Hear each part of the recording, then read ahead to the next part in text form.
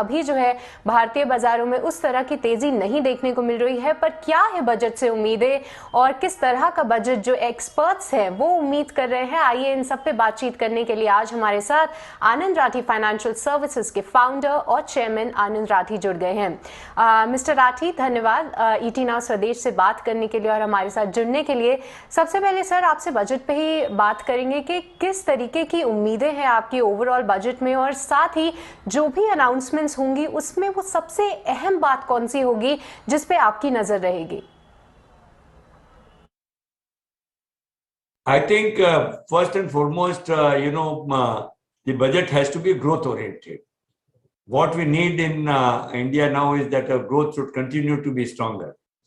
And for that, there are two sides. One is how to put direct investments, and second is to encourage investments. Okay. So obviously, I'm looking forward that the capital allocation on capital account would be far greater this year. Infrastructure is the need of the hour, and I think this government is doing excellent job in infrastructure for last few years. I think that needs more momentum. The infrastructure investments is key because not only from investment angle, but also for a long-term cost management. If you have extra very good highways, very good ports, this will help the entire part of the economy. So one area I'm looking forward is the infrastructure investment. The second area, which I think, on the taxation side particularly, I think, gradually, while the corporate taxes have been now brought down and it's excellent, now the 25% regime which has been created, same thing we need to now extend to the individuals also. Unfortunately, for individuals, the taxes have been increased instead of being reduced.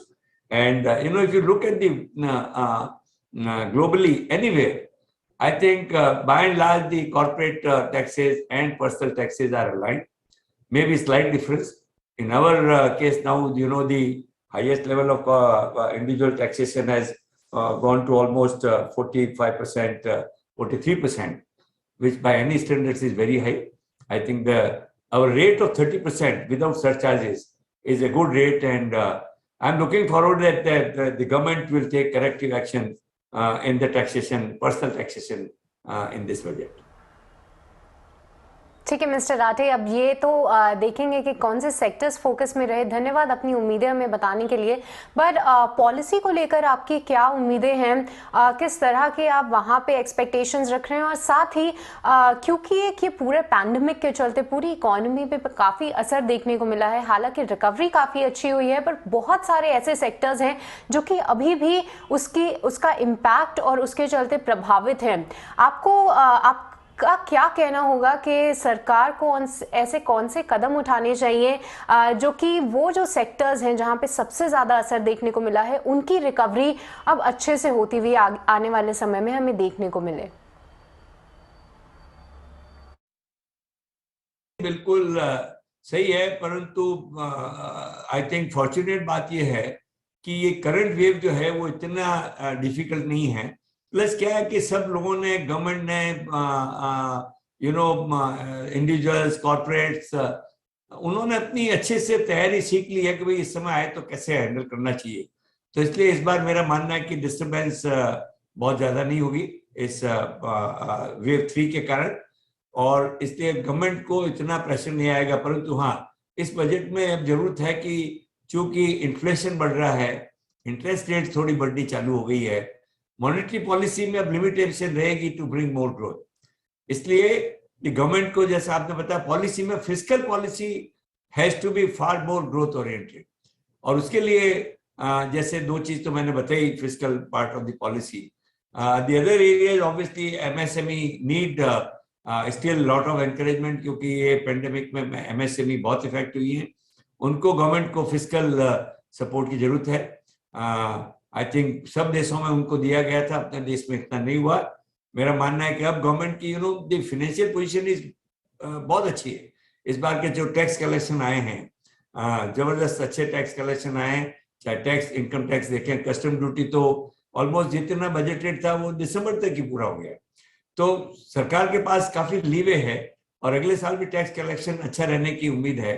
तो मेरे को लगता है सरकार के पास इस बार leeway है कि एमएससी सेक्टर में in terms of direct support और इंटरेस्ट सबवेंशन और सम लॉन्ग टर्म क्रेडिट जो पहले आरबीआई ने दिया था, परंतु अब उनको कुछ फिस्कल सपोर्ट देना चाहिए, ऐसा हमारा मानना है कि उनको ताकि ग्रोथ आए। दूसरा, रूरल सेक्टर इस बार जो है थोड़ा पिछड़ रहा है और इसलिए रूरल सेक्टर के लिए गवर्नमेंट को कुछ स्कीम्स लानी होगी, ऐसी स्कीम्स कि भाई रूरल सेक्टर की ग्रोथ बढ़े और वहां से डिमांड बढ़े, क्योंकि एग्रीकल्चर प्राइसेस अभी भी कोई ज्यादा बढ़ नहीं रहे हैं।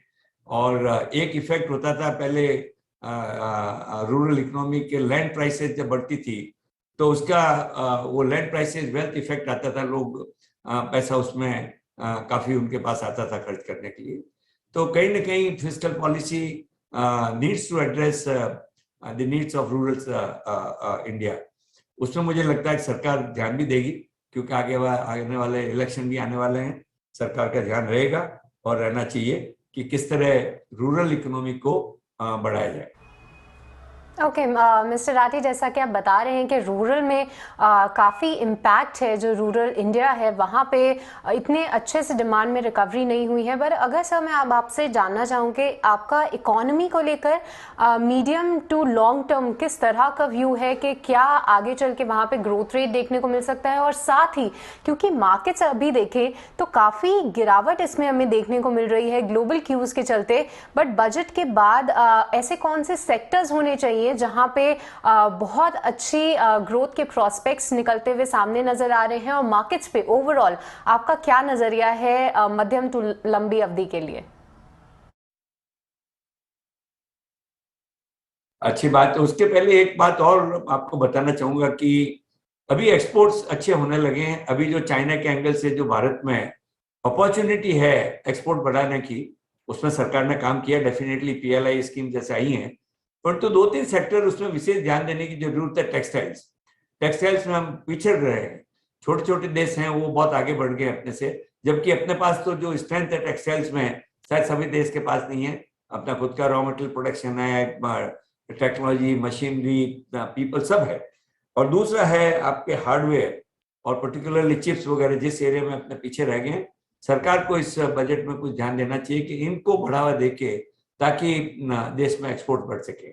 अब जो आपने सवाल उठाया मार्केट्स का, मेरा मानना है कि कॉर्पोरेट सेक्टर की परफॉर्मेंस अच्छी रहेगी, और जो पिछले साल बहुत अच्छी आई, शायद उस स्तर पर नहीं आए, पर मेरा मानना है कि करीब 15% के आसपास जो है, जो अच्छी कंपनी है उनके प्रॉफिटेबिलिटी में ग्रोथ आने की उम्मीद है।